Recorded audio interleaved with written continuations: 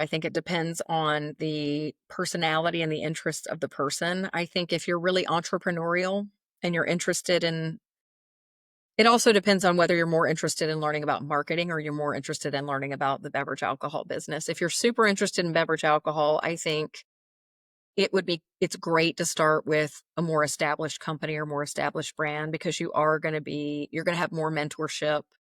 You're going to have more of those resources available to you. You'll probably have bigger budgets to actually go and do things with and learn from. And you'll know what the guardrails are. You're going to learn some of those regulatory limitations that you might not learn in a startup. I Yeah. think if you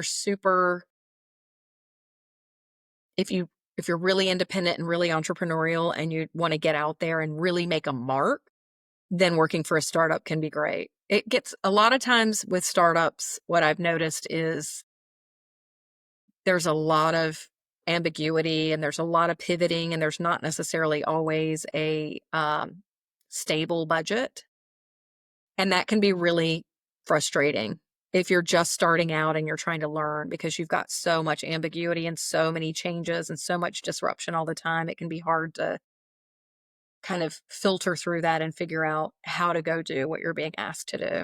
And the other thing I'd say is if you think you want to be in startups when you move from job to job or role to role, I think there's a some street cred to having been with a startup and made a mark on the business in a startup and having that scrappy kind of different culture and different approach.